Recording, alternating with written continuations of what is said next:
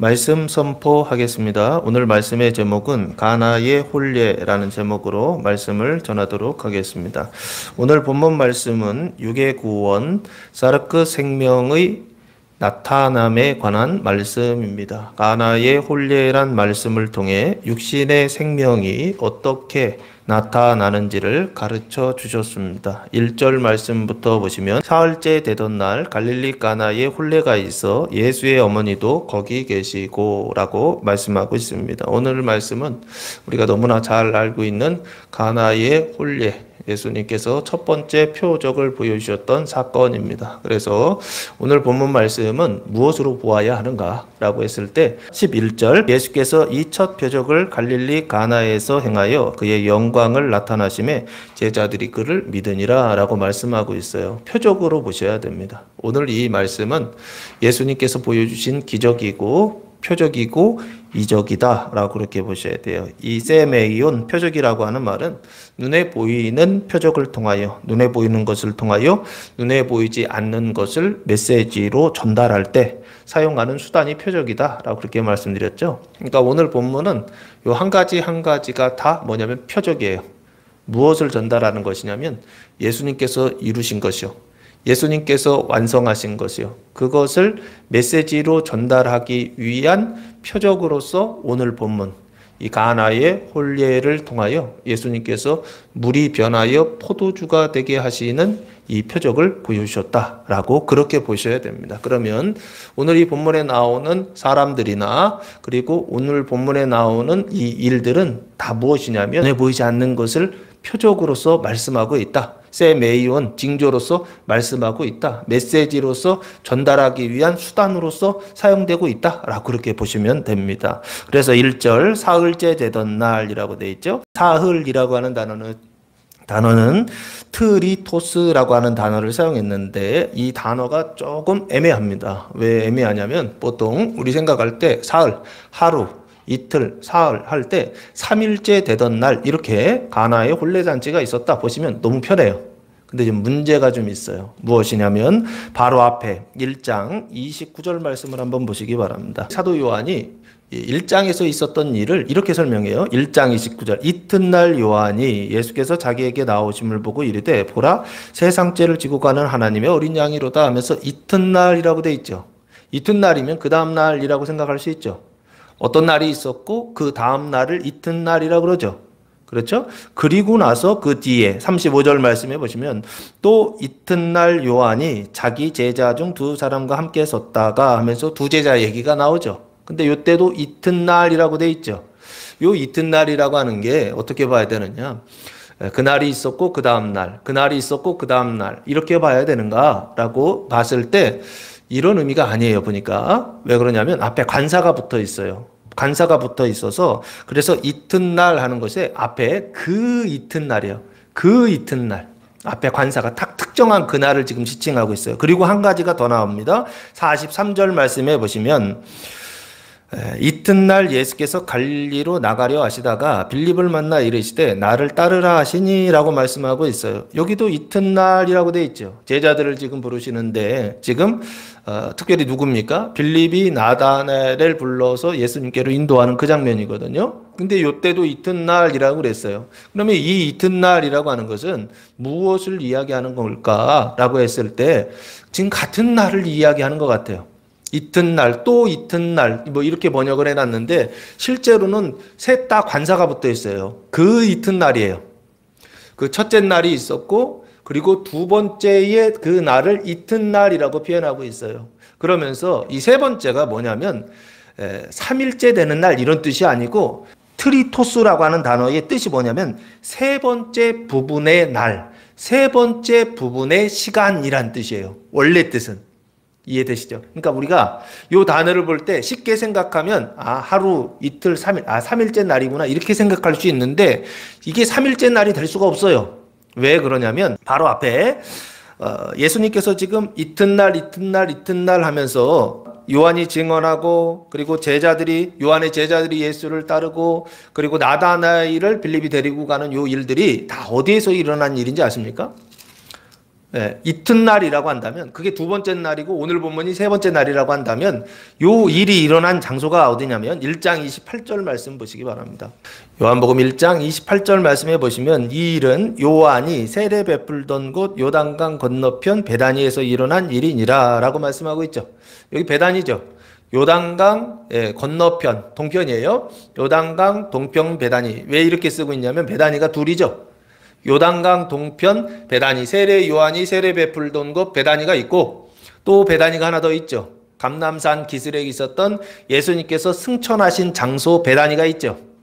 두 장소를 구분하기 위해서 여기 요단강 건너편이라고 되어 있죠. 그렇게 구분하고 있는 거예요. 그러면 지금 요단강 건너편이면 어디냐면 여호수아가 여리고성을 점령하러 들어갈 때에 요단강을 건너가지 않습니까? 그 지점이에요. 지금 이 지점이. 예루살렘에서 가까운 지점이에요. 그런데 오늘 본문이 사흘째 되던 날 어디로 가느냐면 갈릴리 가나에 혼례가 있다 그랬죠. 이해되십니까? 이 예수님께서 이튿날에는 어디 계셨느냐면 예루살렘에서 가까운 요단강 동편 세례 요한이 세례 베풀던 곳에 계셨다고요. 거기 계시다가 그 다음날 어디로 갔느냐면 갈릴리 가나라고 하는 북쪽 이스라엘의 북부지방으로 가신단 말이에요. 이 갈릴리 가나는 어디냐면 나사렛에서 북동쪽으로 10km 정도 지점에 위치해 있어요. 갈릴리에서는 서쪽이고 나사렛으로 봤을 때 예수님께서 어린 시절을 보내셨던 나사렛에서 봤을 때는 북동쪽으로 10km 정도 떨어져 있어요. 나사렛에서 더 올라가요. 그러면 제가 직선거리로 한번 재봤어요. 베다니에서 지도에다가 자를 대고서 저는 재보는데 재봤더니 약 120km가 넘어요. 자로 쟀을 때 120km가 넘어요. 그러면 실제적으로는 140, 150km 정도 된다고 보시면 돼요. 하루 성인 남자가 걸어서 4km 정도, 시간당 4km 정도 걷거든요. 그러면 하루에 한 8시간 정도 걷는다고 쳐요. 그러면 한 32km. 그러면 사람이 남자가 하루 걸을 수 있는 것이 30km에서 한 40km 정도밖에 안 돼요. 아무리 많이 걸어도 40km에 40km. 40km라고 잡을게요. 40km만 잡아도 며칠을 걸어가야 되느냐면 4, 3, 10이죠. 3일 이상 걸어가야 도착할 수 있는 곳이 바로 이 갈릴리 가나라고 하는 지역이다라는 거예요. 아시겠죠? 그러면 이튿날에 지금 베다니에서 요단강 건너편 베다니에 있었던 분이 걸어서 가나까지 가려면 최소한 3일에서 4일 정도는 걸어가야 되는 장소라고요. 그러면 이튿날과 이 사흘날, 사흘째 되던 날이란 말은 우리가 생각하는 그 사흘이 아니죠. 이게 제가 문제 삼은 거예요. 이 사흘째 되던 날을 첫째 날, 둘째 날, 셋째 날로 그렇게 보면 말이 안 된다는 거예요. 왜? 둘째 날에 요단강 동편에 있었던 남쪽이에요, 남쪽. 그 남쪽 끝에, 거의 끝에 있었던 그 베다니에서 북쪽 끝인 가나까지 걸어서 150km를 가야 된단 말이에요. 근데 하루 만에 갔다? 이게 말이 안 되잖아요. 이해되시죠? 그래서 이 셋째 날 되던 날, 사흘째 되던 날이라고 하는 것은 무엇을 얘기하느냐라고 했을 때 요일로 하루, 이틀, 사흘을 얘기하는 것 같지가 않다라는 거예요. 그럼 뭘 얘기하느냐? 세 번째의 날을 얘기하는 거예요. 세 번째의 부분을 얘기하는 거예요. 그러니까 첫 번째의 날이 있고 두 번째 부분의 날이 있고 지금 이거는 산막 같은 거죠. 세 번째의 날이 있었다는 거예요. 그 세 번째의 날에 갈릴리 가나에 뭐가 있었냐면 혼인잔치가 있었다. 혼례가 있었다라고 말씀하고 있어요. 갈릴리 가나라고 하는 것은 갈릴리 바다 근처에 있는 도시인데 마을인데 고지예요, 고지. 좀 높은 지역에 있었던 것 같아요. 지형적으로 높은 지역에 있었고 뜻은 갈대가 많다라는 뜻을 가지고 있어요. 그 지역에 갈대가 많이 있었던 것 같아요. 그리고 나사렛에서 봤을 때는 북동쪽으로 10km 정도 지점에 위치해 있는 그런 동네입니다. 이 가나에 혼례가 있었다. 혼례라고 하는 단어는 가모스라고 하는 단어를 사용했는데 뜻은 결혼식이에요, 결혼식. 그래서 요즘은 결혼식 뭐 이렇게 얘기하지만 과거에는 뭐라 불렀습니까? 혼인잔치라고 그렇게 불렀죠. 이게 잔치의 자리, 혼례가 있어, 잔치. 이스라엘 사람들은 이 혼례를 며칠 동안 하는지 아십니까? 거리가 있다 보니까 7일 정도를 혼례 잔치를 해요. 지금 뭐 우리야 뭐 하루 1시간, 2시간 잔치, 혼인 결혼식 하지만 그 당시에는 결혼식 한번 하려면 걸어서 가서 걸어서 와야 되니까 보통 결혼식 하면 한 7일 정도씩 결혼식을 했어요. 지금도 이스라엘 사람들 결혼식 할 때에 하루에 뭐 끝나는 데도 있겠죠. 근데 전통적으로는 좀 오래 하는 것 같아요. 이 사람들은 결혼식 할 때 어떻게 하느냐면 체육관을 빌려요.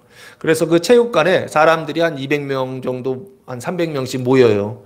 체육관에 체육 경기 하듯이 의자에 꽉 차게 앉아요. 그리고 밑에 경기장처럼 돼 있는 평평한 데 있잖아요. 거기서는 그 손을 붙잡고 어떻게 하느냐면 우리 집에 외환이 있죠. 그거 하고 있더라고요. 예, 이쪽 편에서 손 붙잡고 있고 이쪽 편에서 손 붙잡고 있고요. 이쪽 편에 손 붙잡고 가요. 우리 집에 이러고 뭐라고 우리 말은 아니에요. 근데 노래 부르면서 이렇게 막 가요. 그러면 저쪽 사람들이 저쪽으로 막 갔다가 다시 저쪽에서 손 붙잡고 또 이쪽으로 오면서 예, 옛날에 우리 그 놀이하면서 우리 집에 왜 왔니 하면서 싸우는 것처럼 똑같이 그러고 있더라고요. 내용은 뭔지 모르겠어요. 자기들 말로 얘기하니까 동영상을 봤는데 그렇게 되어 있더라고요. 혼인잔치를 지금 하고 있었다라고 하는 거예요. 그래서 눈으로 볼 때는 혼인잔치인데 실제로 이 혼인잔치라고 하는 것을 신앙적으로 보면 어떤 의미가 있을까? 영적으로 봤을 때는 이게 눈으로 볼 때는 이거죠. 남자 신랑과 여자 신부가 이렇게 만나서 하나 되는 시기죠. 그 하나 되는 것을 기념하는 시기 결혼식이란 말이에요. 혼인잔치란 말이에요. 근데 이게 눈에 보이는 건 그런데 눈에 보이지 않는 건 무엇입니까? 아직 예수님께서 십자가에 달려 돌아가시지 않았기 때문에 지금 이 죄와 사망의 문제가 해결됐어요? 안 됐어요? 예, 해결이 안 됐죠? 근데 오늘 특별한 것이 누가복음으로 가지 않고 요한복음으로 갔잖아요. 요한복음으로 갔다라고 하는 것 자체는 마태, 마가, 누가복음이 지나갔다라는 뜻이에요. 이것을 저는 순서대로 봐요. 그래서 마태복음에서 죄의 문제, 마가, 누가복음에서 죄의 문제가 다 해결되고 뭐의 문제가 지금 해결되고 있냐면 그 육신의 사망의 문제가 해결되는 어떤 이 시점을 요한복음이라고 제가 말씀드렸잖아요. 요한복음의 내용은 처음부터 끝까지 끊임없이 물에 대해서 생명에 대해서 말씀하고 있어요. 그 물과 생명을 예수님 기도를 보면 무엇이라고 말하고 있느냐면 거룩함이다 라고 그렇게 말씀하고 있어요. 그러니까 이 요한복음에서 지금 말하고 싶었던 건 뭘 얘기하고 있느냐라고 했을 때 이 가나의 혼례라고 하는 것이 남자의 상태가 죄의 문제는 은총을 얘기하는 겁니다. 하나님의 은총이 어떤 은총이 지금 부어지고 있느냐면 생명의 은총이 부어지고 있는 그런 복음서가 요한복음이라고 그렇게 말할 수가 있어요. 그러면 여기 남자는 어떤 상태냐라고 했을 때 사망의 상태예요. 그리고 신부는 어떤 상태냐? 사망의 상태이죠. 그래서 남자도 사망이고 여자도 사망의 상태가 만나가지고 하나가 돼가지고서 자녀를 출산하죠. 그 자녀를 출산하면 그 자녀는 어떤 상태가 될까요? 사망의 상태가 되죠. 태어날 때부터 죄를 가지고 태어난다. 이걸 뭐라 그래요? 원죄라고 말하지 않습니까? 그러니까 원죄의 상태 속에서 태어나는 것을 어떻게 하는 거예요? 시스템으로 만들어서 그것을 계속 양산해내는, 죄인을 양산하고 죄인을 양산하고 만들어내는 시스템이 뭐예요? 결혼이에요. 이해되십니까? 이 혼인이라고 하는 것은 결국에 우리가 생각할 때 혼인은 남자와 여자가 만나 하나가 돼 자녀를 낳고 그래서 가정을 꾸리고 행복하게 사는 어떤 이런 것을 생각하지만 이게 신앙적으로 영적으로 봤을 때는 결국에 뭐를 양산하는 거냐면 첫 아담이었던 그 죄인을, 그 사망의 사람을 양산하는 시스템이 바로 뭐냐면 이 결혼이라고 하는 혼례라고 하는 제도였다라고 하는 것입니다. 언제까지요? 오늘 이 말씀까지만이에요. 이 가나의 혼례 이때까지만이에요. 예수님이 이 이후에 표적을 보여주시잖아요. 그 표적을 보여주시기 이전까지는 이런 시스템을 양산하는, 죄인들을 양산하는, 사망의 자녀들을 계속적으로 태어나게 하는, 만들어내는 그 시스템, 그 구조가 바로 무엇이냐면 혼례다라고 그렇게 볼 수 있다라고 하는 것입니다. 그 가나에 혼례가 있었는데 거기에 누가 있냐면 예수의 어머니도 거기 계시고 라고 그렇게 말씀하고 있어요. 예수의 어머니는 누구입니까? 마리아죠. 요 마리아가 살고 있었던 곳은 어디입니까? 갈릴리 나사렛에 살고 있었죠. 이 나사렛 이 갈릴리에 살고 있었던 이 어머니는 지금 요한복음에 나오는 마리아예요. 이 요한복음에 나오는 마리아는 어떤 은총 아래에 있었다라고 말씀드리냐면 이 중생 거룩함의 은총 아래에 있는 자다라고 그렇게 말씀을 드렸어요. 이유는 무엇입니까? 누가복음 24장 36절 바로 앞에 보시면 이런 말씀이 나와 있습니다. 부활하신 예수님께서 11제자에게 나타나시면서 이렇게 말씀하세요. 이 말을 할 때에 예수께서 친히 그들 가운데 서서 이르시되 너희에게 평강이 있을지어다 하시니 라고 말씀하고 있어요. 부활하신 주님께서 제자들에게 나타나셔서 첫 번째 하신 말씀이 뭐라고요? 평강이 있을지어다. 요한복음의 마지막에 부활하신 주님은 제자들에게 나타나셔서 평강을 몇 번 말씀하시죠? 마태복음에는 평강이 없어요. 마가복음에는 평강이 없어요. 누가복음에 평강이 딱 한 번 나와요. 그죠? 요한복음에 몇 번 나오냐고요. 이거를 구분할 수 있어야 생명의 시작이 뭔지가 보입니다. 자, 그럼 보여드릴게요. 요한복음 20장 한번 보시면 부활하신 주님께서 제자들에게 나타나셔서 말씀하세요. 19절에서 평강이 있을지어다 한번 나오고 20장 21절 말씀 보시면 예수께서 또 이르시되 너희에게 평강이 있을지어다. 아버지께서 나를 보내신 것 같이 나도 너희를 보내노라 하면서 평강이 있을지어다 하면서 평강을 나눠주시죠. 이 평강이라고 하는 단어는 에이레네라고 해서 생명으로 하나 되는 것이다 라고 그렇게 말씀드렸죠. 그렇죠? 거룩함, 안식, 하나됨 이런 뜻을 가지고 있다 그랬잖아요. 그래서 평강이 뭔가 봤더니 생명으로 하나 되는 것을 평강이라고, 거룩함으로 하나 되는 것을 평강이라고 그렇게 설명하고 있구나 라고 그렇게 설명드렸었죠. 21절에서 평강이 있을지어다 두 번 나오고 26절 여드레를 지나서 제자들이 다시 집안에 있을 때에 도마도 함께 있고 문들이 닫혔는데 예수께서 오사 가운데 서서 이르시되 너희에게 평강이 있을지어다 이렇게 세 번 말씀하시죠. 그래서 평강이라고 하는 것이 누가복음에서 처음 나와요. 부활하신 주님께서 제자들에게 평강이 있을지어다 하시면서 생명을 주세요. 그게 바로 뭐다? 중생, 거듭남의 은총이다 라고 그렇게 말씀드렸어요. 생명이 시작됐다라는 거예요. 생명으로 하나 되는 것이 시작되는 것이 누가복음 24장에 나와 있는 말씀이라고 한다면 그게 지나서 요한복음을 지나가요. 요한복음 지나가서 요한복음이 끝나서 부활하신 주님이 나타나셨을 때는 평강을 세 번이나 말씀하시더라고요. 생명의 시작과 생명의 성장과 생명의 완성이라고 하는 그 세 가지의 생명을 세 번의 평강을 통해서 말씀하고 있다라고 제가 그렇게 설명드렸었죠.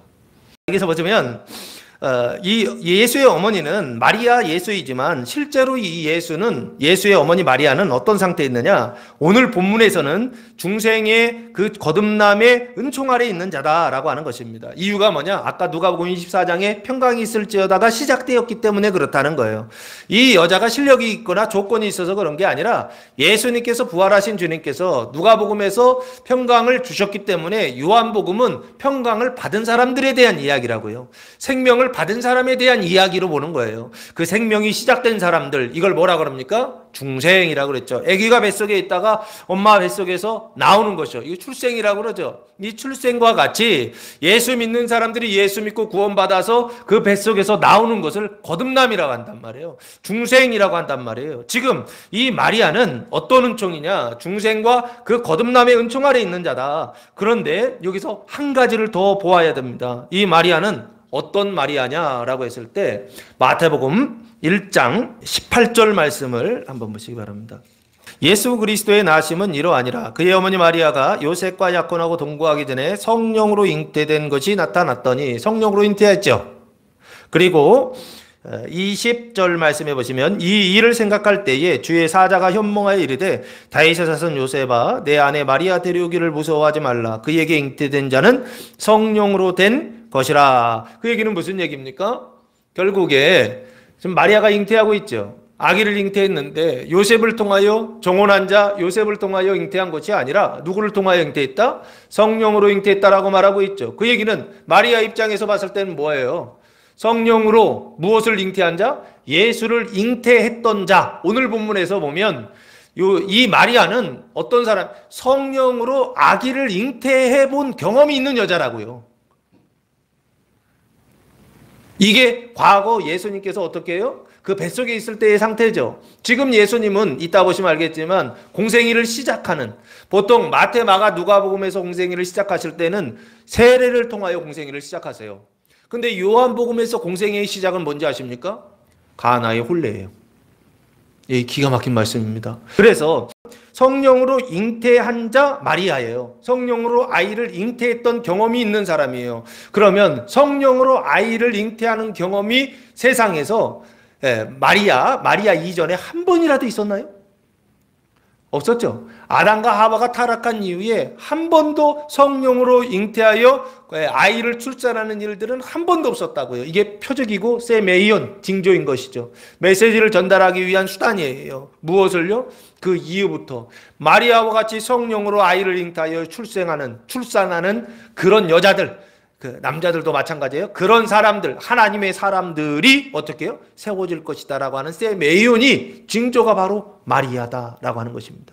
그래서 아이가 출생하고 아이가 태어났어요. 그 아이를 지금 몇 살까지 키웠냐면 오늘 예수님이 공생애를 시작하시니까 30살이에요. 30살. 누가복음 3장 23절 말씀해 보시면 예수님의 나이가 나와 있습니다.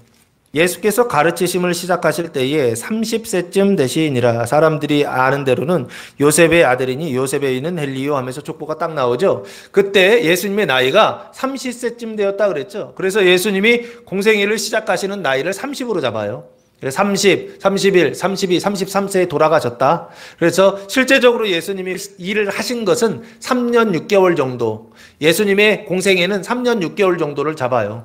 그래서 오늘 요한복음에 보면 6월절이 3번 나와요. 올라갔다 내려갔다 올라갔다 내렸다 올라갔다 내렸다 3번 반복돼요. 그래서 예수님의 공생애의 기간을 3년 6개월로 잡아요. 추정하는 이유가 요한복음 때문에 그렇게 하고 있는 것입니다. 그래서 이 마리아는 어떤 여자냐? 성령으로 잉태했던 여자요. 마리아는 어떤 여자냐? 그 아이, 잉태했던 그 아이를 30세까지 양육한 어머니다라고 그렇게 보셔야 돼요. 그래서 이 어머니를 보통 신앙으로 예수 믿고 구원받은 사람, 칭의 중생한 사람들이 태어나고 그래서 양육되는 그곳을 가정이라고 그러죠. 그리고 그 가정에서 양육하는 자를 뭐라고 그럽니까? 어머니라고 그러죠. 그래서 그 어머니, 그 첫 번째 어머니, 그 신앙의 그 첫 번째 어머니를 성모 마리아다라고 그렇게 부르는 것입니다.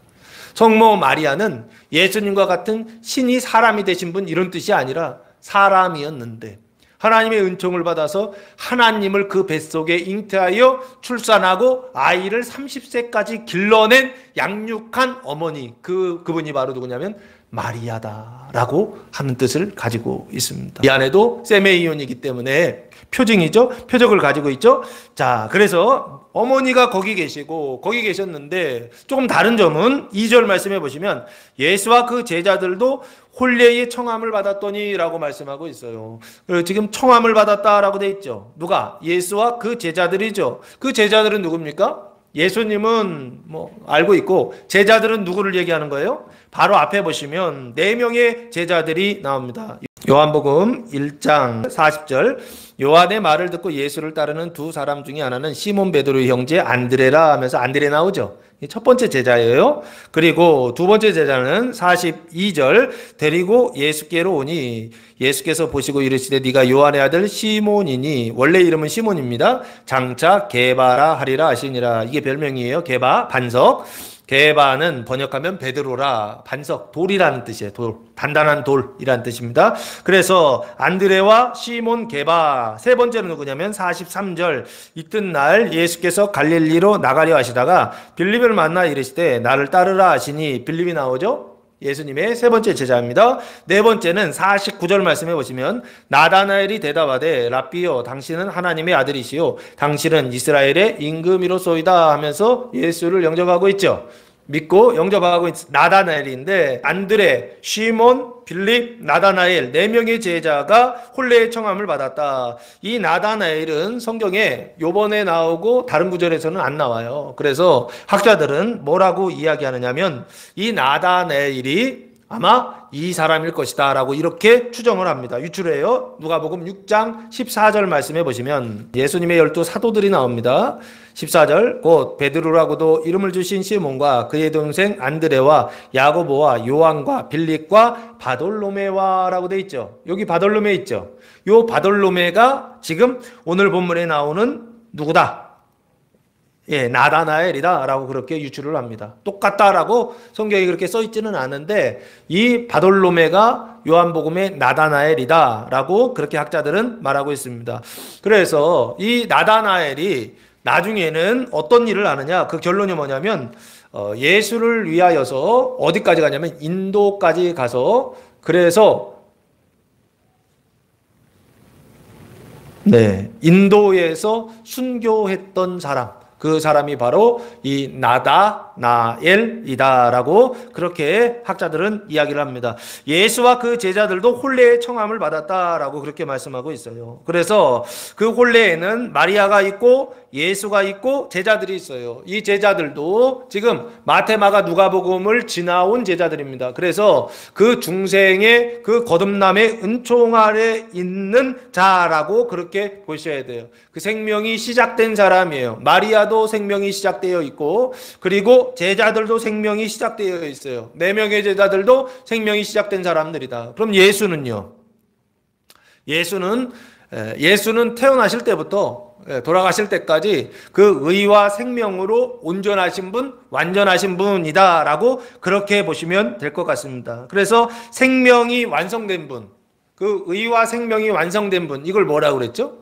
영생이다라고 그렇게 말씀드렸죠. 영생이라고 하는 것은 생명으로 충만한 상태를 이야기하는 것입니다. 그래서 그 생명으로 충만한 것이 어떻게 해요? 나누어 주시면, 형제들에게 나누어 주시면 그것을 완전이라 했고, 이웃에게 나누어 주면 그것을 영화라고 그렇게 설명을 드렸던 것입니다. 믿지 않는 불신자들에게 나누어 주면 영화라고 그렇게 설명을 드렸던 거예요. 예수님은 어떤 상태에 있다? 영생의 상태에 있다. 자기 생명으로 충만하고 그 생명을 어떻게 해요? 이 안에 생명의 발전기 같은 것이 있는 것이죠. 그래서 그 생명을 얼마든지 뽑았을 수 있으신 분, 그걸 만들어내실 수 있는 분, 그분이 바로 누구냐면 예수님이셨다라고 하는 것입니다. 그래서 예수님은 그 영생의 단계에 있었고, 마리아와 제자들은 생명이 시작되는 중생과 거듭남의 은총 아래 지금 있다라고 하는 거예요. 그런데 예수님이 공생애를 시작하면서 어디에서 시작하느냐면 사망과 사망이 만나서 사망의 자녀를 양산하는, 그 죄인을 양산하는 혼례자리에서 공생애를 시작하시더라는 거예요. 아주 놀라운 발견 아닌가요? 자, 그래서 3절 말씀해 보시면 포도주가 떨어진지라라고 말씀하고 있습니다. 이 포도주가 떨어졌다라고 하는 것은 예수의 어머니가 예수에게 이르되 저들에게 포도주가 없다 하니, 오늘 본문이 다 이런 식으로 되어 있어요.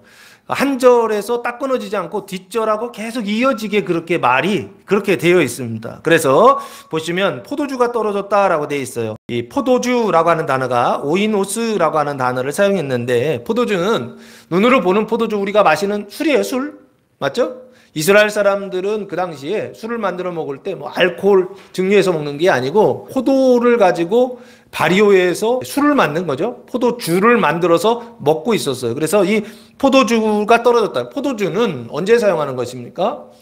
사람들이 뭔가 마음을 뜨겁게 할 때, 네? 뭔가 유흥, 사람들이 기쁨을 증폭시킬 때 사용하는 게 술이잖아요. 술 마시면 어때요? 사람들이 기분이 좋아지는 사람, 어떤 사람은 또 화내고 승질내는 사람도 있는데, 술 마시면 보통 어때요? 기분 좋다 하면서 마시지 않습니까? 그렇죠. 잔치자리에서 술이 빠지면 돼야 안 돼요? 안 되죠. 왜 그렇습니까? 흥을 돋구는 그런 역할을 하기 때문에 그렇습니다. 이게 눈에 보이는 역할은 그 기쁨을 충만하게 하는 그런 역할을 하는데, 그런데 이 포도주가 눈에 보일 때는 그래요. 근데 성경에서 사용하는 포도주가 있어요. 성경에서 말하는 눈에 보이지 않는 포도주가 있어요. 그 포도주는 뭘까요? 요한계시록 17장 2절 말씀해 보시면, 땅의 임금들도 그와 더불어 음행하였고 땅에 사는 자들도 그 음행의 포도주에 취하였다 하고 라고 그렇게 말씀하고 있어요. 여기 보시면 음행의 포도주가 나오죠. 큰 음료가 큰 음료가 있는데 그 큰 음료가 주는 그 음행의 포도주가 있다는 거예요. 그렇죠? 근데 그 음행의 포도주를 마시면 사람이 뭘 하는 거냐면 음행을 하는 거예요. 근데 그 음행이라는 게 눈에 보이는 음행도 음행이지만 여기에서는 눈에 보이지 않는 음행을 이야기하고 있다고요. 그게 눈에 보이지 않는 음행이 뭘까요? 그게 바로 사망과 하나 되는 것을 말하는 것이라고요. 하나님과 하나 되는 것, 생명과 하나 되는 것, 이거를 진짜 결혼이라고 그러죠. 그런데 사망과 하나 되는 것을 지금 음행이라고 그렇게 표현하고 있어요. 그 사망과 하나 되는 것, 악한 생각과 하나 되는 것, 악한 행실과 하나 되는 것, 이것을 성경에서는 뭐라고 하는지 아십니까? 이것을 악령이라고 합니다. 악령과 하나 되는 것이에요. 예? 사망과 하나 되는 것, 악령과 하나 되는 것, 이것을 음행의 포도주다라고 그렇게 말씀하고 있어요. 저는 이것을 이렇게 표현합니다. 육신, 그 사르크스 사망의 포도주, 예? 그 사르크스 사망의 포도주가 어떻게 되었다라는 거예요? 떨어졌다라고 지금 그렇게 말씀하고 있어요. 이해되십니까? 그 사르크스 사망의 포도주가 떨어졌다는 거예요. 육신에 악령이 있는데, 그 육신에 그 음행이라고 하는 악령이 있는데, 음란이라고 하는 악령이 있는데, 이 안에 음녀가, 육신에 음녀가 있어서 하지 말아야 될 행동들을 하고 있는데, 그것이 떨어졌다는 거예요. 이건 좋은 일입니까? 나쁜 일입니까? 그 음행의 포도주가 떨어졌다는 것입니다. 그 사망의 포도주가 떨어졌다는 것입니다. 이것을 조금 더 가면 저는 인색과 질투, 음란을 통해서 두 가지가 나온다고 그랬죠. 인색과 질투의 포도주, 이걸 마시면 음행하게 되고, 이걸 마시면 인색하게 되고, 이걸 마시면 질투하게 되는 그 포도주가 떨어졌다라고 하는 것입니다. 이건 좋은 거예요? 나쁜 거예요? 무진장 좋은 것입니다. 굉장히 좋은 것입니다. 예수님께서 그 혼인잔치에 가지 않았다고 한다면 안 떨어졌을지도 모르겠어요. 예수님이 그 혼인잔치에 가셨기 때문에 이 포도주가 떨어진 것이 아닌가라는 생각을 해봤습니다. 그럼 반대로 음행의 포도주 말고 다른 포도주가 있을까라고 했을 때 계시록 14장 8절 말씀해 보시면 또 다른 천사 곧 둘째가 그 뒤를 따라 말하되 무너졌도다 무너졌도다 큰 성 바벨론이요 모든 나라에게 그의 음행으로 말미암아 진노의 포도주를 먹이던 자로다 하더라 라고 말씀하고 있어요. 여기 보면은 포도주는 포도주인데 음행으로 말미암은 무슨 포도주? 진노의 포도주라고 되어 있죠. 그 진노는 누구의 진노예요? 당연히 하나님의 진노이죠. 그 하나님의 진노의 포도주는 결국에 무엇을 위한 것입니까? 이 음행의 포도주가 끝내는 진노와 심판의 포도주이겠죠. 이해되십니까? 그럼 당연히 이 포도주는 음행의 포도주와는 반대되는 포도주예요. 똑같은 포도주인데 눈에 보이지 않는 포도주가 둘이 있다는 거예요. 하나는 음행하게 하는 악령의 포도주가 있고 또 하나는 뭘 하는 것이냐면 그 음행을 끝내는 박살내는 하나님의 진노의 포도주가 있다는 거예요. 그 포도주를 저는 생명의 포도주라 하고 그 포도주를 저는 뭐라고 하냐면 성령이라고 그렇게 부릅니다. 고린도전서 12장 10절 말씀해 보시면 원래는 12장 1절부터 다 보셔요. 이번 주 성서 일과가 이 말씀이기 때문에 이거 보시면 됩니다. 주일이라 이것만 찾겠습니다. 10절에서 11절만 읽어드릴게요. 어떤 사람에게는 능력 행함을, 어떤 사람에게는 예언함을, 어떤 사람에게는 영들 분별함을, 다른 사람에게는 각종 방언 말함을, 어떤 사람에게는 방언들 통역함을 주시나니 이 모든 것은 같은 한 성령이 행하사 그의 뜻대로 각 사람에게 나누어 주시는 것이니라. 성령이 행하신 것이고 성령이 나누어 주시는 것이다라고 말씀하고 있죠. 이게 바로 진노의 포도주다라고 저는 그렇게 보는 거예요. 그 생명의 포도주, 그 성령의 포도주, 그 성령을 마시면, 성령이 임재하시면 그 성령으로 인하여서 이 사람은 뭐로 바뀌느냐? 음행의 포도주를 마시는 상태에서 진노의 포도주를 마셨을 때 인색과 질투가 사라지고 자선과 사랑이 나타나는 포도주다라고 그렇게 봅니다. 하나님의 성령이 부어졌을 때 그 성령을 통하여, 성령의 은사를 통하여 우리의 삶 속에 나타나는 것은 우리의 마음이 정결 깨끗하여지고 우리의 행실이 자선과 사랑으로 거룩해진다라고 하는 것을 성경이 말씀하고 있는 것 아닌가라는 생각을 해봤습니다. 여기 포도주가 떨어졌다라고 하는 것은 지금 이 포도주는 예수께서 주시는 포도주가 아니요, 하나님께서 주시는 포도주가 아니요, 이 포도주는 사람의 포도주요, 뱀의 포도주요, 사망의 포도주요, 악령의 포도주요, 사르크스 사망의 포도주요. 이 포도주가 떨어졌다는 것입니다. 인색과 질투의 포도주가 떨어졌다는 것입니다. 우리 인생 가운데 이 포도주가 떨어졌을 때 사람의 기쁨, 세상의 기쁨, 육신의 기쁨을 주는 그 포도주가 떨어졌을 때 그 포도주가 떨어지는 것으로 인하여서 슬퍼하는 한 주간이 아니라 그 포도주가 떨어짐으로 인하여서 하나님께서 나를 변화시키고 우리 가정을 변화시키고 이 세상을 변화시킨다라고 하는 사실을 기억하시고 기뻐하고 감사하는 한 주간 되시길 예수님의 이름으로 축복합니다. 예수의 어머니가 예수에게 이르되 포도주가 떨어졌다는 거예요. 이 일은 세상적으로 보면, 사람들의 시각으로 보면 분명히 나쁜 일입니다. 근데 예수의 어머니 마리아는 어떻게 하느냐? 성령으로 잉태했던 자, 예수를 30세까지 그렇게 양육했던 이 마리아는 예수에게 이렇게 말합니다. 저들에게 포도주가 없다라고 그렇게 말합니다. 이 저들에게 포도주가 없다라고 하는 것은 그냥 상식적인 어떤 일처럼 보입니다. 그러나 실제로는 그런 얘기가 아니에요. 왜 그러냐면 저들에게 포도주가 떨어졌는데 그 저들에게 포도주가 떨어졌다라고 하는 것, 그것을 누구는 모르고 있느냐면 9절 말씀 보시면 이렇게 말하고 있어요. 연회장은 물로 된 포도주를 맛보고도 어디서 났는지 알지 못하되 물도온 하인들은 알더라. 연회장이 신랑을 불러 말하되 사람마다 먼저 좋은 포도주를 내고 취한 후에 낮은 것을 내거늘 그대는 지금까지 좋은 포도주를 두었도다 함이라 하면서 연회장이 지금 신랑을 칭찬하고 있어요. 근데 뭐 가지고 칭찬하느냐면 좋은 포도주를 가지고서 칭찬하고 있어요. 그 얘기는 이 사람 몰랐다는 거예요. 뭐가요?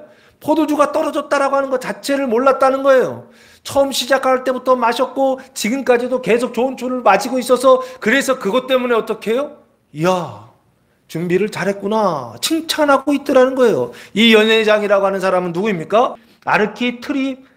클리노스라고 하는 단어를 사용했는데 잔치의 지배인, 감독자, 이 일을 총괄하는 사람입니다. 근데 한번 생각해 보세요.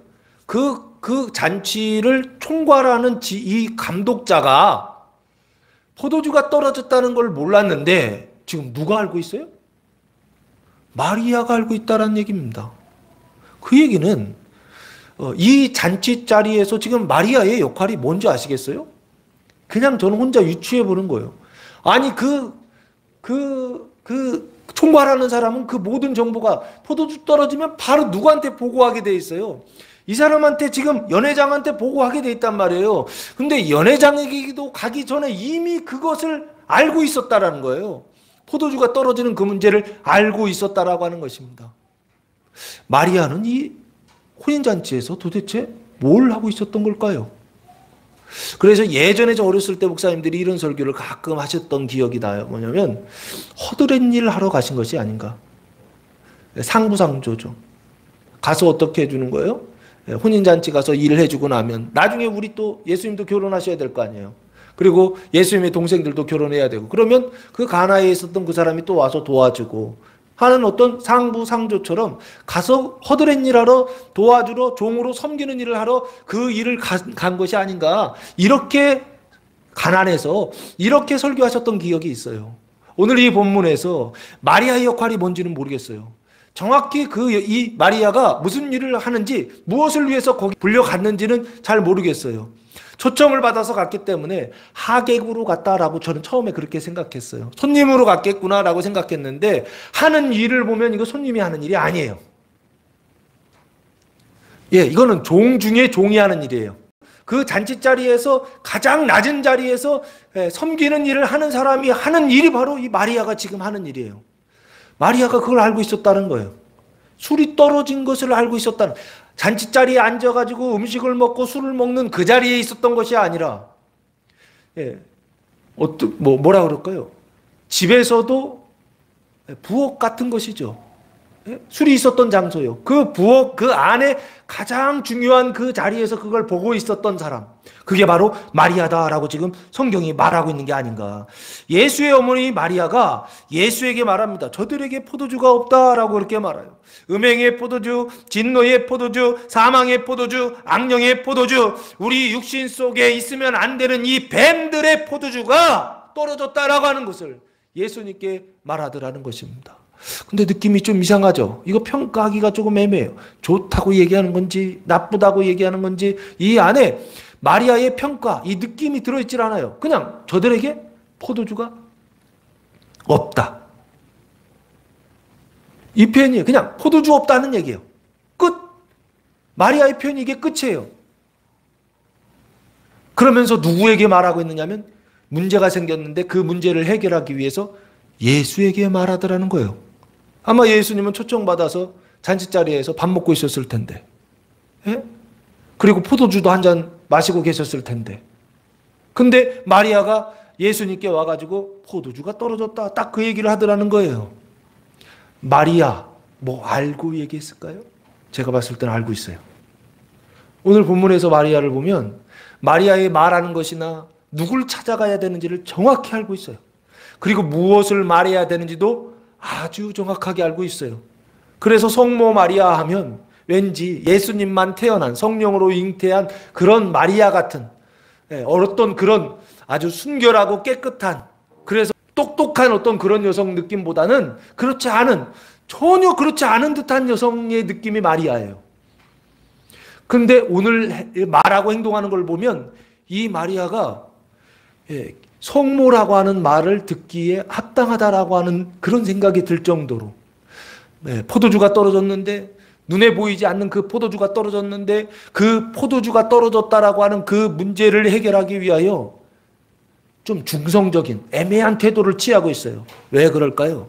그 사망의 포도주를 태우는 것이 아니라 다른 포도주를 기대했던 것 아닌가라는 생각을 해보았어요. 4절 말씀 보시면 예수께서 이르시되 여자여 나와 무슨 상관이 있나이까. 여자여라는 단어가 귀네라고 하는 단어인데 여성, 뭐 숙녀, 결혼한 여자를 얘기합니다. 그런데 엄마한테 엄마 이렇게 해야죠. 그렇죠? 마텔, 엄마 이렇게 불러야 되는데 지금 엄마한테 뭐라고 불러요? 여자요라고 불러요. 이 표현은 존경하는 표현은 아니다라고 그렇게 보셔야 됩니다. 나와 무슨 상관이 있나이까? 라고 그렇게 물어요. 혼인잔치에 포도주가 떨어졌는데 그것이 나하고 무슨 상관이 있습니까? 나하고는 아무 상관이 없습니다. 라고 그렇게 대답해요. 이유는 뭐냐면 내 때가 아직 이르지 아니하였나이다 라고 그렇게 대답합니다. 내 때가 이르지 않았다는 거예요. 그 얘기는 무슨 얘기입니까?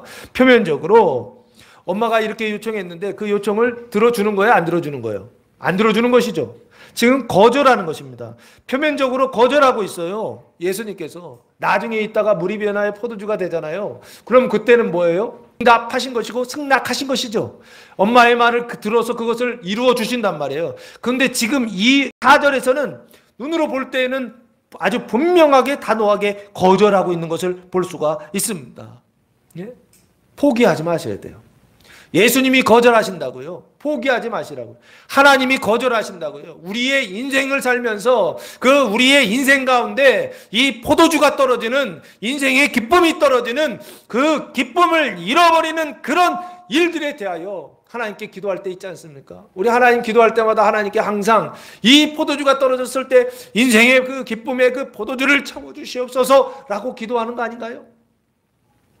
그게 우리의 기도의 제목이 되지 않느냐는 거예요.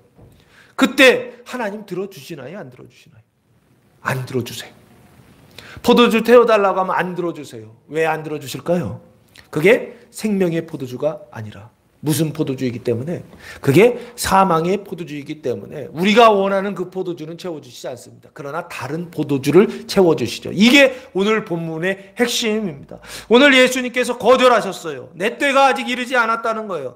그러면 내 때가 아직 이르지 않았다라고 하는 것은, 때를 이야기한다라고 하는 것은 결국에 그럼 나중에는 어떻게 하신다는 거예요? 상관이 있고 나중에는 당신의 요구를 어떻게 한다는 거예요? 들어주겠다라고 하는 그 얘기죠. 그렇죠? 그러면 여기 내 때가 아직 이르지 않았다라고 하는 것은 나중에는 상관이 있고 그 때를 어떻게 하는 거냐면 설명하고 있는 표적이고 메시지인 거죠. 이해되십니까? 네, 내 때가 아직 이르지 않았다라고 하는 말은 지금은 이르지 않았지만 나중에는 내 때에는 그렇게 들어주겠다는 뜻이라고요. 그렇죠? 그때를 지금 지시하고 있다고요. 그때를 메시지로, 세메이온으로 지금 메시지를 전달하고 있다라고 하는 뜻입니다. 그러면 내 때는 언제일까요? 그 예수님의 때는 어떤 때를 얘기하는 것일까요? 그 사망의 포도주가, 그 가증함의 포도주가, 인색과 질투의 포도주가 떨어지고 생명의 포도주가, 그 거룩함의 포도주가, 그 자선과 사랑의 포도주가 뭐하는요? 부어지는 그때를 말하는 게 아닌가 싶어요. 그때가 언제일까요? 사망의 포도주가 끝나고 생명의 포도주가 시작되는 그때요. 그때가 언제일까요? 예수님이 십자가에 달려 돌아가셨을 때, 요한복음 19장에서 예수님이 십자가에 달려 돌아가셨을 때 이 포도주요, 이 사람의 포도주요, 이 사망의 포도주요, 이 사망의 포도주는 떨어지고 끝나고 뭐가 시작되더라? 예수님 부활하시면서 그 부활을 통하여서 메시지를 전달하고 있죠. 생명의 포도주가 부어졌다라고 하는 걸 예수의 부활을 통하여서 증언하고 말씀하고 있더라라고 하는 것입니다. 내 때가 아직 이르지 못했다라고 하는 것은 결국에 그때는 사망의 포도주가 끝나고 생명의 포도주가 떨어지는 그때가 이르지 않았다는 거예요. 그러면 그 일은 언제 할 일이다? 나중에 할 일이다라는 거예요. 그럼 오늘 이 가나의 혼인잔치 속에서 물이 변하여 포도주가 되게 하는 이 표적은 결국에 무엇을 향해 가고 있는 거예요? 그 예수의 죽음과 부활을 위한 세메이온이다라고 하는 뜻입니다. 그 당시에 예수님의 당시에 이 본문의 시간에서 보았을 때는 아직 이루어지지 않은 세메이온이었지만 지금 우리 2000년이 지난 지금 우리 여기에게 있어서의 이 가나의 혼리는 어떤 세메이온입니까? 이루어진 성취된 징조이죠. 표징이죠. 예수님이 2000년 전에 이미 십자가에 달려 죽으시고 부활하셨기 때문에 지금 우리에게 있어서의 이 징조는 성취된 징조다라고 지금 말씀하고 있는 것입니다. 그래서 내 때가 아직 이르지 아니하였다라고 주님 말씀하셨던 것처럼 지금도 우리에게 주님께서 아직 때가 되지 않았다라고 말씀하실 때가 있다고요. 거절하실 때가 있다고요. 그 거절하실 때 표면적으로 거절하실 때 그 거절했으니까 하나님의 뜻이 아닌가 보다 하고 끝, 이게 아니고 마리아처럼 끝까지 포기하지 않고 구할 수 있는 성도들 되시기를 예수님의 이름으로 축복합니다. 5절 말씀 보시면 그의 어머니가 하인들에게 이르되 너희에게 무슨 말씀을 하시든지 그대로 하라 하니라 라고 말씀하고 있어요. 그의 어머니, 예수의 어머니 마리아가 누구에게 이제 말합니까? 하인들에게 말하죠. 이 하인들이라고 하는 단어가 디아코노스라고 하는 단어를 사용했는데 뜻은 시종인이라는 뜻입니다. 시중 두는 사람 있죠? 식당에서 웨이터, 웨이트리스 그러나요? 시중 두는 사람들, 음식을 이렇게 날라주는 사람들, 그래서 접대하는 사람들, 이걸 하인들이라고 그렇게 부르고 있는데 지금 이 하인들은 어떤 하인들이냐면 시중을 들고 있죠. 그렇죠? 포도주를 나누고 음료를 나누는 일을 하고 있죠. 근데 그 포도주가 어떤 포도주라고 그랬어요? 사망의 포도주, 음행의 포도주다라고 그랬죠. 그렇죠? 지금 이 하인들은 무슨 일을 하고 있느냐? 신앙적으로 보았을 때는 사망의 자손을 양산하는 시스템의 부역자들로 일하는 사람들이에요. 그 아담의 그 시스템, 그 죄와 사망의 종로로 타는 죄인들의 시스템을 계속적으로 양산해내는 그 일을 위하여서 섬기는 자들이라고요. 지금 요때까지만 해도요. 그 하인들에게 이르되 너희에게 무슨 말씀을 하시든지 그대로 하라 하니라 라고 그렇게 말씀하고 있어요. 너희에게 무슨 말씀을 하시든지 무슨 말씀을 하시든지 그대로 하라 하니라 라고 말씀하고 있어요. 요 말씀이라고 하는 단어가 레고라고 하는 단어예요. 로고스가 아니고 레고예요. 그러니까 이 안에 예수님이 말씀하시면 뭐랄까 존칭처럼 주님의 말씀 이런 느낌이죠. 원래는 그런 게 아니라 예수님이 무슨 말을 하든지 예수가 무슨 말을 하든지 내 아들이 무슨 말을 하든지 그 말대로 좀 해줘 이런 뜻입니다. 그래서 지금 그대로 하라라고 하는 것은 실행하라, 실천하라라고 하는 것인데 결국에 이건 뭘 얘기하느냐라고 했을 때 마리아가 예수님은 거절했는데 거절하는 예수에 대하여서 마리아는 어떤 모습이요? 포기하지 않는 마리아의 모습을 보여주고 있는 것입니다. 포기하지 않으면서 상대를 지금 바꾸고 있죠. 거절하는 예수를 상대하지 않고 지금 누구를 상대하고 있어요? 하인들을 상대해서 말을 하고 있더라는 거예요. 거절하는 예수를 상대하지 않고 거절하는 예수에 대하여 기분 나빠하지 않고 거절하는 예수에 대하여 싸우지 않고 조용히 어떻게 해요? 자기의 일을, 이 일은 누구의 일입니까? 나중에 하나님의 일, 세메온이 된다고 그랬죠. 그 하나님의 일을 하고 있더라는 거예요. 사랑하는 성도 여러분, 거절하더라도 하나님께서 들어주시지 않다 하더라도 포기하지 마시고 그것 때문에 오히려 하나님 때문에 예? 기분 나빠하고 하나님과 싸우고 뭐 이러다가 그냥 끝내는 인생이 아니라 자기의 일을 할 수 있는, 특별히 하나님께서 해 주실 것을 믿고 이미 오늘 말씀에서 이미 거절하셨지만 하셨잖아요. 그럼 2000년 전에 다 하신 거예요. 지금도 똑같습니다. 지금도 거절하실 거예요. 그런데 거절하지만 또한 하실 것입니다. 이걸 기억하시고 소망 중에 끝까지 포기하지 않고 자기의 일, 하나님의 일을 행하며 나아가는 성도들 되시기를 예수님의 이름으로 축복합니다. 6절 말씀에 보시면 그 일의 결과가 나옵니다. 이 마리아가 거절했음에도 불구하고 포기하지 않고 일을 했을 때 그 결과가 6절, 거기에 유대인의 정결 예식을 따라 두세 통들은 돌 항아리 6이 놓였는지라 라고 말씀하고 있어요. 오늘 참 어려운 말씀이 많이 나오고 있어요. 거기에 혼례잔치죠. 그 혼인잔치에 유대인의 정결 예식을 따라, 정결 예식을 따라라고 하는 것은 뭐냐면 율법을 따라 이 얘기예요. 하나님의 말씀하심을 따라서 돌을 6개 놨다는 거예요. 근데 돌이 뭐냐면 항아리죠. 근데 한 항아리에 물이 몇 개씩 들어가냐면 2-3통 들어간다라고 그렇게 되어 있어요. 통으로 2통이나 3통 들어가는 항아리가 6개 놓여 있다라고 되어 있어요. 놓여 있는데 이 목적, 돌 항아리의 사용 목적은 뭐냐면 유대인의 정결 예식을 위한 돌 항아리다라고 지금 말하고 있어요. 그 유대인은 무엇입니까?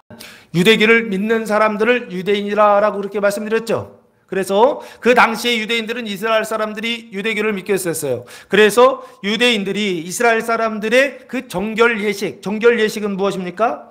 카다리스 모스라고 하는 단어를 사용했는데 뜻은 세척, 목욕, 속죄, 정화, 깨끗하게 하는 것, 이것을 정결 예식이라고 그렇게 말씀하고 있어요. 그러면 결국에 이 정결 예식은 무엇을 말하는 것이냐? 구약은 율법이라고 하는 것 자체는 창세기부터 말라기까지 929장 이 모든 것은 신약에 나와 있는 예수를 위한 세메이온 징조 징표다라고 그렇게 말씀드렸죠. 구약은 예수에 관한 말이라고요. 구약은 예수에 관한 언약이라고요. 약속이라고요. 근데 그 약속들 중에 하나가 뭐냐면 정결예식이라고 하는 약속이 있어요. 그 정결예식이라고 하는 약속은 어디에 기록되어 있습니까? 레위기서 11장부터 17장까지의 내용이 정결법에 관한 언약의 말씀입니다. 레위기는 레위라고 하는 말의 단어는 야곱의 셋째 아들, 첫째 아들은 루벤, 둘째 아들은 시므온, 셋째 아들은 레위, 넷째 아들은 유다. 왜 얘기를 안 하세요? 그 셋째 아들이 레위이고 그 아들을 통하여서 제사장 계열이 나왔고 그 아들의 뜻이, 레위의 뜻이 뭡니까? 연합이라는 뜻이에요. 연합. 그래서 레위는 연합된 자를 얘기하는 거예요. 그 연합된 자는 누구를 얘기합니까? 출애굽기 40장, 레위기 바로 앞에 출애굽기 40장에 성막 짓고 봉헌하였을 때 하나님의 영광이 들어와서 생명으로 하나 된 사람, 연합된 사람, 이 사람을 언약하고 있는 자가 레위라고 하는 사람이라고요. 그럼 그 레위기 안에 첫 번째가 1장부터 10장까지는 제사법에 대한 얘기고 11장부터 17장까지는 정결법에 대한 얘기고 18장부터 27장까지는 성결법, 거룩한, 내가 거룩하니 너희도 거룩하라고 하는 성결법에 대한 얘기라고요. 그 두 번째 부분이 뭐냐면 정결법이라고요. 그 정결 예식이라고 하는 것이 깨끗하다, 클린, 언클린, 깨끗하다, 부정하다 이 뜻이에요. 정하다, 부정하다 이건데 그게 어디에 언약되어 있냐면 레위기 11장부터 17장까지 언약되어 있는 내용이라고요. 그 정결 예식은 무엇을 위한 거냐? 하나님과의 관계 회복을 위해서 부정을 씻어내는, 부정을 제거하는 의식이 정결 예식이라고요. 이해되시죠? 그러니까 정결 예식을 한다라고 하는 것 자체가 뭘 전제하고 있어요? 부정하다는 걸 전제하고 있죠. 네, 우리가 부정하다, 백성들이 부정하다, 이스라엘이 부정하다. 그래서 부정한 사람들이 깨끗해지기 위해서 하는 것이 정결 예식이라고요. 그러면 정결 예식이 하는 역할은 첫 번째, 너희 부정하다라고 하는 걸 계속 지적하는 역할을 하죠. 그렇죠? 그리고 두 번째, 정결 예식이 말하는 것은 뭐예요? 깨끗하게 씻으면 정결해진다. 우리의 행위로, 사람의 행위로 깨끗하게, 물로 깨끗하게 씻으면 정결해진다 라고 하는 것을 율법으로, 법으로서 강제하는 수단인가요? 아니라고요. 실제로 이 정결법은 무엇을 위한 것이냐? 예수를 위한 것이요. 예수를 말하는 것이요. 영생을 말하는 것이요. 사람의 행위를 통하여 정결하게 된다라고 하는 것을 말하는 것이 아니라 하나님의 일을 통하여 깨끗하게 된다라고 하는 것을 언약하고 있었던 말씀이 율법이 바로 이 정결 예식이에요. 근데 유대인들은 이 정결 예식을 어떻게 사용했다? 사람이 그 사람의 행위를 통하여 물로 씻고 깨끗하게 하는 그 행위를 통하여서 부정함을 정결함으로 바꿀 수 있다라고 가르쳤던 의식이 이 정결 예법입니다.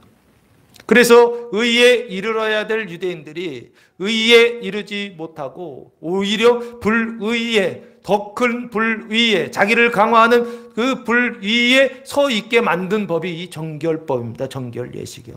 그 정결 예식을 위하여서 돌 항아리 6이에요. 항아리가 얼마나 큰지 사람이 들어가서 목욕할 정도로 커. 그 항아리가요. 지금도 가나의 홀레 기념교회가 세워져 있어요. 이스라엘에. 그 기념교회 밑에 지하에 가보니까 유적지가 있고 그 안에 뭐가 발견됐냐면 요 돌 항아리가 발견돼 있어요. 근데 그 돌 항아리가 얼마나냐면 봤더니 이만해요. 이만해. 정말로. 돌로 만들었어요. 돌. 그냥 예전에는 뭘 만드는 기술이 없으니까 돌을 다 이렇게 깬 것 같아요. 깨서 항아리를 만든 거예요. 항아리. 돌로. 그래서 그 항아리가 이만해요. 이만하고 그 위에다가 물을 부어가지고 채워놓는 거예요. 그렇게 채워놓으면 사람들이 어떻게 해요? 입구에서 손을 닦고 들어가고 손을 씻고 깨끗하게 씻고 집 안에 들어가는 그런 역할들을 했던 항아리죠. 근데 그 항아리가 6개가 있었다는 거예요. 6개요. 돌로 만든 저장소가 6개가 있었다는 거예요. 그럼 이 돌 항아리가 말하는 바는 뭘 얘기할까요? 이 신앙적인 의미는 뭘까요? 로마서 9장 32절 말씀해 보시면 놀랍습니다. 로마서 9장 32절 말씀해 보시면 어찌 그러하냐 이는 그들이 믿음을 의지하지 않고 행위를 의지함이라 부딪힐 돌에 부딪혔느니라 하면서 그들이 이게 이스라엘 사람들이에요. 그 이스라엘 사람들이 유대인들이죠. 그 유대인들이 믿음을 의지하지 않고 자기 행위를 의지했다는 거예요. 그래서 부딪힐 돌에 부딪혀서 구원받지 못했다, 의에 이르지 못했다라는 얘기를 하고 있다고요. 지금 그 돌 나오잖아요. 지금 돌 항아리 6개가 지금 뭘 얘기하고 있느냐? 자기 행위를 말하는 것입니다. 정결 예식을 위하여 돌 6개, 돌 항아리 6개를 놓았는데 왜 7개가 아니고 6개일까요? 이게 상징이었던 거예요. 자기 행위를 의지하여 사람의 행위를 통하여 깨끗하게 되려고 하는 그 모든 노력들을 지금 돌 항아리 6이라고 표현하고 있는 것이 아닌가라는 생각을 해보았습니다. 그래서 이 돌 항아리가 결국에 돌 항아리가 결국에 자기 행위를 말하는 것이요. 그 자기 행위를 위하여서 그 자기 행위를 통하여서 깨끗해지려고 하는 그 노력으로서 그 앞에 6이 놓여 있어요. 항아리가 아주 큰 항아리죠. 왜요? 그렇게 열심히 깨끗하게 씻으면 정결하게 되고 깨끗하게 될 것을 생각하면서 사람들이 6개를 놨던 것 같더라라고 하는 것입니다. 그런데 이 6이 놓여 있다라고 한다면 이 6은 결국에 어떤 상태냐? 그 6이 의미하는 바는 우리가 부정하다라고 하는 상태를 말하는 것이요. 결국에 그 6이 정결 예법을 따라 6개가 놓여져 있었다라고 하는 것은 온전하지 못하다라고 하는 것에 대한 증거이고 증언이고 예표였던 거예요. 돌 항아리 6개가 있다라고 하는 것 자체가 부정하다라고 하는 뜻이다라는 뜻이라고요. 부정하니까 깨끗하게 되기 위하여 계속 씻는 것이죠. 매일 씻는 것입니다. 그것이 결국에는 뭘 씻어내는 거예요? 눈에 보이지 않는 영. 그 더러운 것이요. 그 사망과 그 가증함과 그 인색과 질투, 그 음란을 씻어내기 위한 그런 메시지로서 하나님께서 언약하신 것인데 그 세메이온을 뭐의 수단으로 사용한 거예요? 자기 구원의 수단으로 사용해서 자기의 행위로서 정결하게 될 수 있다라고 착각하고 오해했던 사람들이 바로 유대인이었다라고 하는 것입니다. 그러면 그 돌 항아리 6이 놓여 있을 때 그때 그 옆에는 누가 있었어요? 예수님이 계셨죠. 그렇죠? 예, 그 예수님은 그 안에 뭐를 담고 있었어요? 생명을 담고 계셨죠. 이해되십니까? 그 돌 항아리 6개의 상태는 물이 채워져 있습니까? 안 채워져 있습니까? 안 채워져 있죠. 왜 안 채워져 있습니까? 7절에 예수께서 그들에게 이르시되 항아리에 물을 채우라 하신즉이라고 말씀하고 있다고요. 그러면 채워져 있으면 채우라고 할 필요가 없죠. 그냥 갖다 줘라 그러기만 하면 되겠죠. 그런데 예수님이 이 말씀을 하실 때까지만 해도 항아리에 물이 안 채워져 있었던 것 같아요. 그러면 그 항아리는 어떤 항아리? 빈 항아리죠. 비어있는 항아리죠. 그 비어있는 항아리에다가 물을 채우라라고 그렇게 말씀하셨죠. 이해되십니까? 이해되세요? 그때 그 지금 5절에서의 항아리는 비어있는 항아리 6개가 세워져 있고 그 항아리 옆에 예수님이 또 다른 항아리로 서 있는 게 보이세요? 저장소라고요. 무슨 저장소요? 하나님의 생명을 담고 오신 항아리 예수 그리스도가 보이십니까? 그 빈 항아리 6가지 위에 사람의 행위로서 구원에 이르지 못하고 사람의 열심으로서 의에 이르지 못하고 예수 믿고 열심히 일하고 예수 믿고 열심히 봉사해도 계속 이 음행의 상태, 이 음녀의 진노의 포도주를 마시고 있는 그 상태, 그것으로 인하여 늘 인색하고 질투하는 그 상황 속에서 괴로워하고 지옥과 같이 살아가는 우리 인생 그 속에 예수님께서 오셔서 생명의 항아리로 오셔서 그 6 항아리가 지금 무슨 항아리가 되냐면 7 항아리가 되는 것이 보이십니까? 그 7 항아리인데 6 항아리는 비어져 있고 하나 예수의 항아리만 생명으로 가득 차 있는 게 6절에서 보여야 돼요. 그래서 하나는 꽉 차 있고 하나 6은 비어있는 항아리요. 그 비어있는 6개의 그 항아리에 7절 예수님께서 어떻게 하신다고요? 그들에게 이르시되 항아리에 물을 채우라 하신즉 아기까지 채우니. 그러면 어떻게 된 것입니까? 하인들에게 채우라고 하신 것이죠. 비어있던 항아리에 예수님 말씀하셔서 하인들이 물을 거기다가 채웠죠. 항아리에다가 2통 세우고 옆에 있는 거에는 3통 채우고 옆에 있는 거에 2통 채우고 3통 채우고 몇 번 한 통씩만 왔다 갔다 한다고 치면 몇 번을 왔다 갔다 해야 되는 거예요. 12번 왔다 갔다 해야 되고 그리고 6개니까 3통 넣으면은 3, 6, 18, 18번을 왔다 갔다 채워야 되는 물이죠. 이해되십니까? 이거는 귀찮은 일입니까? 하찮은 일입니까? 귀찮은 일이죠. 이게 어려운 일이라고요. 힘든 일이라고요. 그래서 그냥 말하면 그냥 이렇게 착착착착 움직이는 그런 게 아니라고요, 지금. 근데 예수님 말씀하셨어요. 근데 재밌는 거. 하인들이 그 말씀을 따라 채웠다라고 하는 것입니다. 채우니까 어떻게 돼요? 예수 안에도 생명으로 가득 차게 되고 그 돌 항아리 자기 행위를 통하여서 생명을 담지 못하고 있었던 그 항아리에도 정결하게 되지 못하고 있었던 깨끗하게 되지 못하고 있었던 사망을 씻지 못하고 있었던 그 항아리에도 뭐가 들어오더라? 물이 들어왔죠.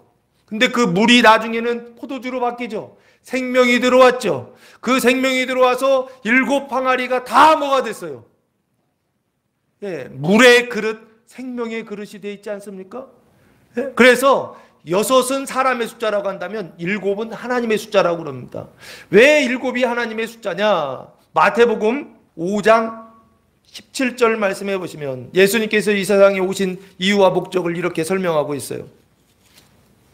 산상수훈에서 예수님께서 율법과 복음의 관계를 이렇게 설명하고 있습니다. 5장 17절 말씀해 보시면 내가 율법이나 선지자를 폐하러 온 줄로 생각하지 말라. 폐하러 온 것이 아니요 완전하게 하려 함이라 라고 말씀하고 있다고요. 율법을 완성하시는 분, 율법을 완전하게 하시는 분, 그걸 위해 예수님 오셨다고 말씀하셨고 오늘 공생애를 시작하면서 가나의 홀리에서 포도주가 떨어지는 그 문제에 직면하게 되었을 때 그 문제를 해결하시는 분, 그 연약함을 온전하게 하시는 분, 완성하게 하시는 분, 그분이 바로 누구냐면 예수님이시다라고 했잖아요. 내가 그걸 위해 왔다. 율법을 완성하기 위해서 왔다. 정결 예법을 완성하기 위해서 왔다. 아무리 깨끗하게 씻어도 그 사망을 씻어내지 못하던 그 물을 예수님 어떻게 하신다고요? 바꾸셔서 무슨 물로요? 사망을 씻어내는 물로 바꾸셔서요. 생명의 물로 바꾸셔서요. 지금 어떻게 해요? 그 물 안에, 그 항아리 안에 물을 채워서, 눈으로 볼 때는 물이었죠. 그러나 이 물은 어떤 물입니까? 하인들이 그냥 갖다 부어놓은 물이 아니죠. 이 물은 예수님이 말씀하신 물이죠. 이해되십니까? 그 예수님이 말씀하신 물과 그냥 사람들, 하인들이 갖다 놓은 물은 같습니까? 다릅니까? 다르죠. 이해되십니까? 그래서 이 물은 생명의 말씀의 물이요. 그 항아리에 생명의 말씀의 물이 채워졌을 때 그 항아리는 어떻게 되더라? 온전하게 되고 정결하게 되고 깨끗하게 되더라 라고 하는 것을 오늘 이 물이 변하여 포도주가 되는 세메온을 통해서 우리에게 말씀하고 메시지로 전달하고 있더라라고 하는 것입니다. 그래서 아기까지 태웠다 했을 때 그 아기까지 채운 사람들, 아기는 그 위에 꼭대기까지 채웠다는 거예요.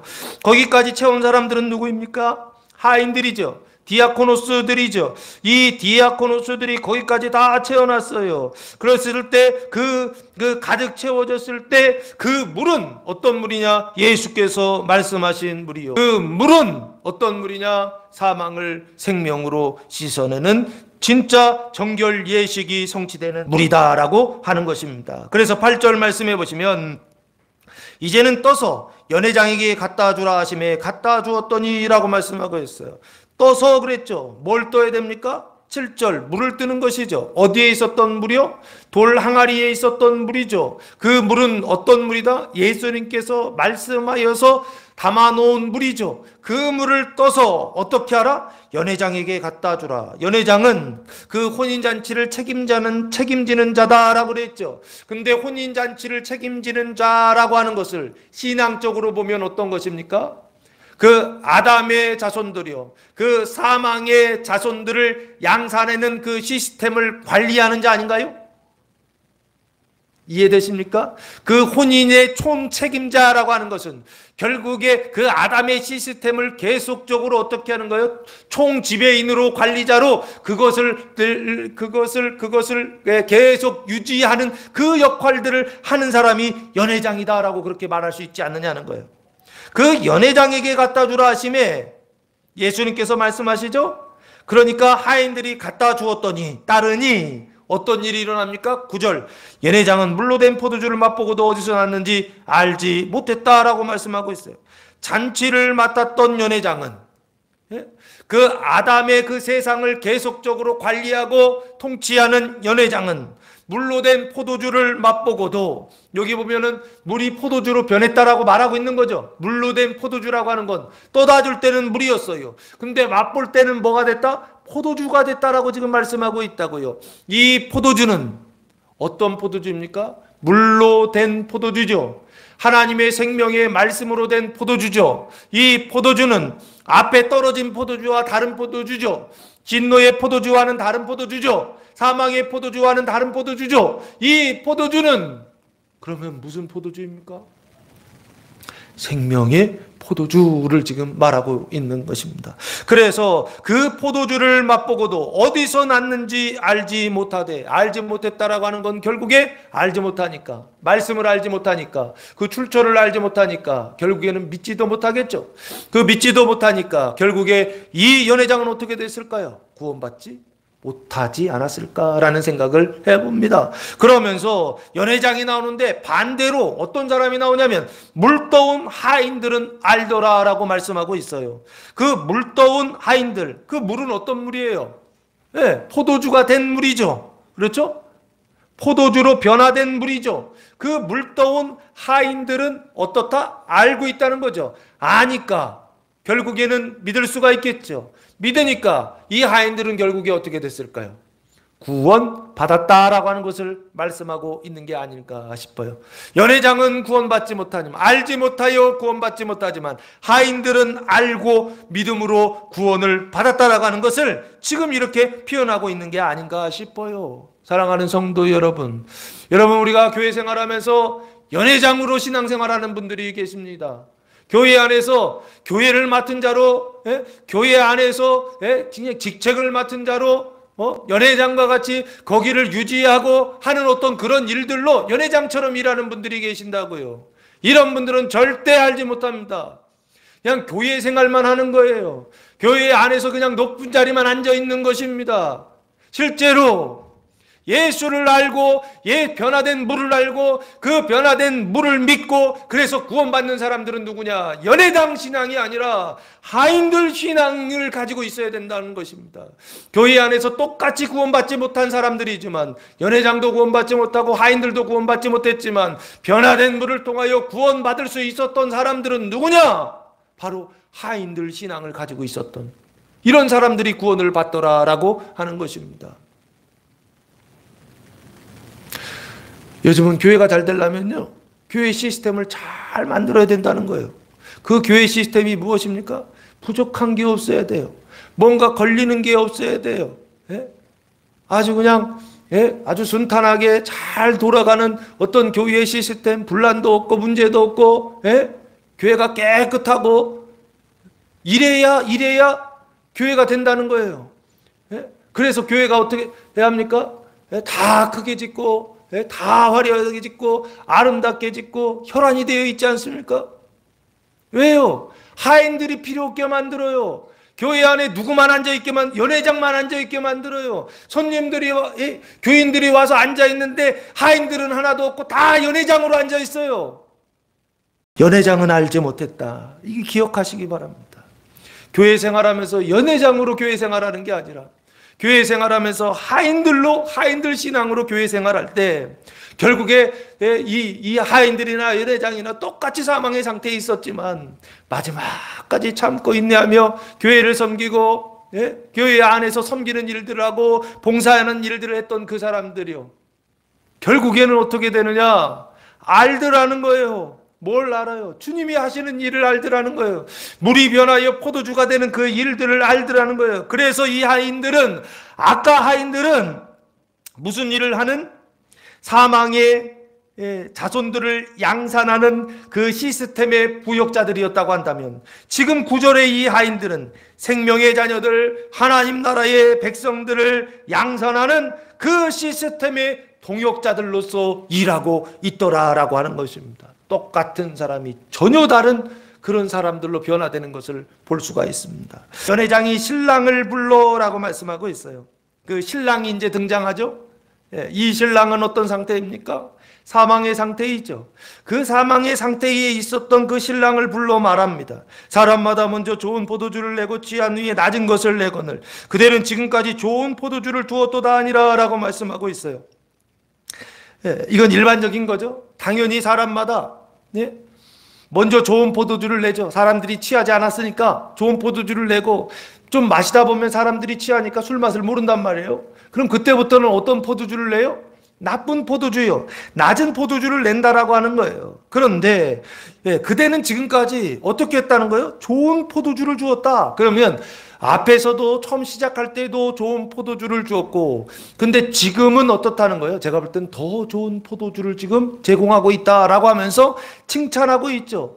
이 좋은 포도주요, 앞에 포도주는 사람의 기쁨을 주는 포도주였다고 한다면, 지금 이 예수님이 물로 변하여 포도주로 만드신 포도주는 하늘의 기쁨을 주는 포도주, 생명의 기쁨을 주는 포도주, 하나님 나라의 기쁨을 주는 그 포도주를 주었도다 하면서 칭찬하더라는 거예요. 이게 예수 믿는 우리에게 주시는 약속입니다. 우리가 신앙생활을 하면서 물이 변하여 포도주가 되는 것과 같은 이런 표적 속에서, 이런 은총 속에서 살아갈 때 사람의 기쁨이 되며 또한 누구의 기쁨이요? 하나님의 기쁨이 되는 이런 두 가지 은총이 우리 안에 부어질 수 있다 없다? 있다. 저는 이렇게 봅니다. 완성된 형태는 처음 시작될 때에는 사람의 기쁨은 떨어져요. 사람의 기쁨은 없어져요. 그 사망의 기쁨은 없어져요. 하나님 일부러 없애세요. 그런데 나중에는 어떻게 하신다고요? 그 기쁨도 기억나게 하시고, 그리고 하나님의 기쁨, 사람의 기쁨, 이 두 기쁨이 우리 안에, 우리의 삶 속에 둘 다 나타나는 이런 삶을, 이런 칭찬을 허락해 주시는 것이 아닌가라는 생각을 해보았습니다. 그래서 11절 마지막 보시면 예수께서 이 첫 표적을 갈릴리 가나에서 행하여 그의 영광을 나타나심에 제자들이 그를 믿으니라 라고 말씀하고 있습니다. 이 첫 표적 가면 세메이온인데 지시 표적 2적입니다. 눈에 보이는 표적을 통하여 눈에 보이지 않는 메시지를 전달하는 것입니다. 이 표적을 갈릴리 가나에서 행하여 그의 영광을 나타내심에 그의 영광, 예수의 영광이요, 영자가 영화로의 영자에 광자가 빛광자입니다. 독사라는 단어를 사용했는데 영화로운 빛, 위엄, 거룩 뭐 이런 뜻을 가지고 있어요. 그러니까 이건 무슨 얘기입니까? 영광은 안에 있을 때는 뭐라고 그랬어요? 안 보일 때는, 눈에 안 보일 때는 생명이라고 말씀드렸죠. 근데 그 생명이 밖으로 이렇게 드러날 때는 뭐라고 그랬어요? 영광, 빛이라고 그렇게 말씀드렸죠. 사람들의 눈으로 보일 때는 빛인데 사람들의 눈에 보이지 않을 때는 어떤 형태로? 생명의 상태로 있는 것, 이것을 지금 영광이라고 지금 표현하고 있다고요. 예수 안에 있었던 그 완성된 생명이 오늘 이 가나의 혼례라고 하는 물이 변하여 포도주게 되게 하시는 이 표적을 통하여 그 영광이 나타났다는 거예요. 그 영광이 나타나서 그래서 예수님께서 19장에서 십자가에 달려 돌아가셔서 그 진노의 포도주는 끝내고 아니죠. 음행의 포도주는 끝내고 예수님이 20장에서 부활하심으로 그 성령의 포도주, 생명의 포도주를 부어주시고 시작하셔서 지금 이 영광을 나타내셨다라고 하는 말씀은 그 당시에는 언약이었지만 지금은 성취된 언약이다 라고 하는 것입니다. 제자들이 그를 믿으니라 라고 말씀하고 있어요. 제자들이 그를 믿었다라고 하는 것은 마세테스, 제자들 마세테스라고 하는 단어인데 배우는 사람, 학생이라고 하는 뜻입니다. 이 학생의 상태는 어떤 상태였어요? 생명이 시작되는 중생과 거듭남의 상태라고 말씀드렸죠. 그러면 제자들이 그를 믿었다라고 할 때 이 믿음은 어떤 믿음입니까? 중생의 믿음입니까? 칭의의 믿음입니까? 회개의 믿음입니까? 영생의 믿음입니까? 영화의 믿음입니까? 무슨 믿음이에요? 하나 얘기 안 했죠, 제가? 거룩함의 믿음이다 라고 그랬죠. 그 거룩함의 믿음은 뭐다? 성장하고 양육되는 믿음이에요. 그거를 나이로, 사람의 나이로 보면은 청년의 믿음, 청소년, 청년의 믿음이다 라고 그렇게 말씀드렸던 것입니다. 은총으로 보면 거룩함의 은총, 그 믿음으로 청년의 믿음을 통하여서 얻는 은총은 거룩함의 은총이요, 거룩함의 은총이요. 그 거룩함의 은총을 통하여서 나타나는 것은 자선과 사랑이라고 하는 행실이 나타난다라고 그렇게 말씀을 드렸던 것입니다. 그래서 오늘 예수님께서 가나의 혼례를 통하여서 물이 변하여 포도주가 되게 하는 세메이온을 보여주셨던 것처럼 이것을 통하여 우리의 삶 속에 이번 한 주간 예수님께서 이런 표적을 보여주실 것입니다. 이미 예수님께서 성취하셨다라고 하는 이 표적을 우리의 삶 속에서 보여주실 것입니다. 포도주가 떨어지는 표적을 보여주실 것입니다. 물이 변하여서 포도주가 되게 하시는 이런 표적을 보여주실 것입니다. 이 표적을 통하여 오늘 이 복음을 통하여 기억하시기 바랍니다. 무엇을요? 포도주는 떨어졌다라고 하는 것입니다. 음행의 포도주는 떨어졌다라고 하는 것입니다. 예수님이 십자가에 달려 돌아가심으로 사망을 진멸하셨다라고 하는 것입니다. 가나의 혼인잔치, 이 혼인잔치 예수님의 십자가까지는 한참 있는 것 같지만 지금 우리가 봤을 때에는 이미 성취된 언약입니다. 이미 포도주가 떨어졌고 이미 사망이 떨어졌고 이미 예수님이 십자가에 달려 죽으시고 부활하심으로 이 가나의 혼례, 물이 변하여 포도주가 되게 하는 이 사건을 완성하셨다라고 하는 것을 오늘 이 본문을 통하여서 우리에게 증언하고 있는 것입니다. 이 그 복음을 듣고 이 복음을 믿고 이 복음에 순종하심으로 여러분의 삶 속에 포도주가 떨어지고 여러분의 삶 속에 새 포도주가 부어질 때 그것 때문에 슬퍼하지 마시고 오히려 기뻐하고 감사하면서 소망 가운데 사도 바울이 달려갈 길을 마칠 때까지 열심히 달려갔던 것처럼 우리도 달려가야 될 그 길을, 그 거룩한 길을, 그 생명의 길을 주님이 다 완성하셨다라고 하는 믿음으로 선물로 받으셔서 열심히 달려가는 한 주간 되시기를 예수님의 이름으로 축원합니다. 기도하겠습니다. 사랑과 은혜가 풍성하신 아버지 하나님, 감사와 찬송과 영광을 올려드립니다.